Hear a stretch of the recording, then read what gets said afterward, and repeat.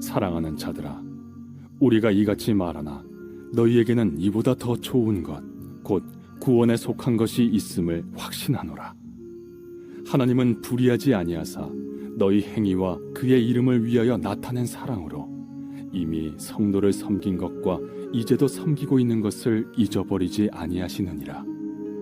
우리가 간절히 원하는 것은 너희 각 사람이 동일한 부지런함을 나타내어 끝까지 소망의 풍성함에 이르러 게으르지 아니하고 믿음과 오래 참음으로 말미암아 약속들을 기업으로 받는 자들을 본받는 자 되게 하려는 것이니라. 하나님이 아브라함에게 약속하실 때 가리켜 맹세할 자가 자기보다 더 큰 이가 없으므로 자기를 가리켜 맹세하여 이르시되 내가 반드시 너에게 복주고 복주며 너를 번성하게 하고 번성하게 하리라. 하셨더니 그가 이같이 오래 참아 약속을 받았느니라.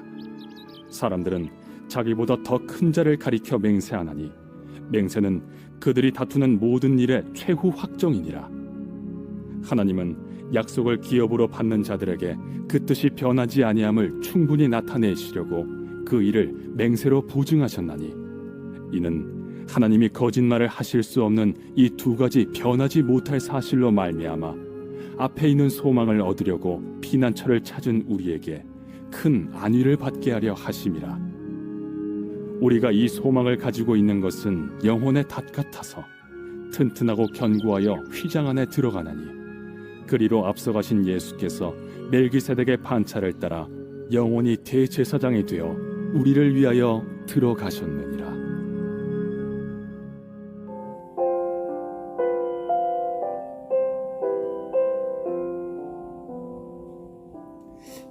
우리는 인스턴트 시대에 살고 있습니다. 사람들은 조급해서 어떤 것이든지 기다리는 것을 별로 좋아하지 않습니다.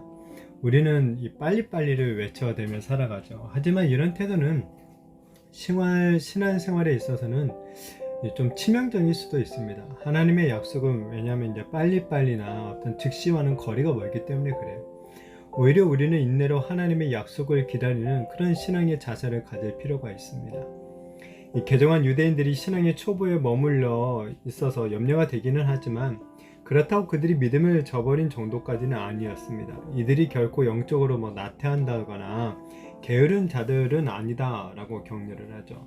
이들이 행한 수고와 사랑을 언급하면서 이들이 하나님의 구원에 가깝다 있다 라고 위로하고 있죠.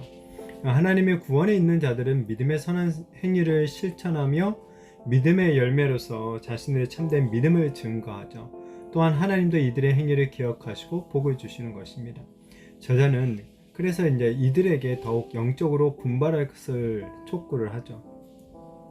우리는 믿음의 선한 열매로서 구원을 증명해야 됩니다. 저자는 독자들에게 받은 구원에 머무르지 말고 이 주님이 재림하실 때까지 영적인 어떤 열정과 부지런함을 유지하라 라고 권면합니다.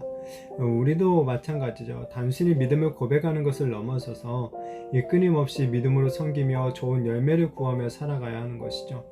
그러니까 우리가 너무 교리적인 지식에만 갇혀서 머리로만 믿으려고 해서는 안 되고 정말 우리가 이런 이 교리적인 믿음에 만족하는 것이 아니라 우리의 고백적 믿음이 이 삶의 현장에서 구현될 수 있도록 해야 된다라는 것을 계속 말합니다. 자, 그러면서 무엇보다 하나님이 이제 불의하지 않으셔서 우리 성도들의 믿음의 행위와 예수님을 위하여 사랑으로 섬기는 것을 잊지 않으신다라고 합니다. 믿음으로 하는 모든 행위는 아무리 작은 것이라 할지라도 하나님 앞에서 결코 헛되지 않는다라는 것을 믿으시기를 바랍니다. 하나님은 아무리 작은 것이라고 해도 우리의 그 믿음의 행위를 기억해 주시고 더욱 성숙할 수 있도록 우리를 늘 응원해 주시는 거죠. 마치 이제 부모가 어린아기의 어떤 작은 행동 하나나 어떤 옹알이 이런 것들을 기뻐하고 응원해 주듯이 말입니다. 바라기는 하나님의 응원을 받고 이 믿음의 길을 포기하지 않고 매일 조금씩 그러나 끝까지 이 소망의 풍성함에 이를 때까지 나아가는 그런 우리가 되어지기를 축복합니다. 이렇게 끝까지 믿음으로 나아간 신앙의 선배들 중에 저자는 아브라함의 예를 들고 있죠. 아브라함은 하나님의 약속을 받고도 오랜 인내 끝에 그 약속의 성취를 맛보았다라는 거예요. 하나님께서 아브라함에게 약속을 주실 때 특별히 자기를 가리켜 맹세했다라고 하는데, 원래 맹세라는 것은 자기보다 우월한 존재를 두고 해야 되는 거죠. 그러나 하나님보다 더 큰 존재가 없기 때문에 하나님께서는 자신의 이름으로 아브라함과 약속하시고 이 맹세를 하셨던 거예요. 하나님께서 아브라함에게 이 번성의 복들을 약속하셨지만은 그 약속이 실현되기까지는 아브라함은 정말 오랜 시간을 기다려야만 했죠. 특별히 이 이삭을 얻는 데만 해도 보면 25년이 걸렸어요. 그러면서 저자는 특별히 고난 중에 있는 성도들에게도 하나님의 약속의 성취를 보기까지 이런 인내가 필요하다라는 것을 역설하고 있는 거죠. 아브라함이 하나님께 그 받은 약속들 중에서는 그가 살아생전에 이루어지지 않은 것들도 있었어요.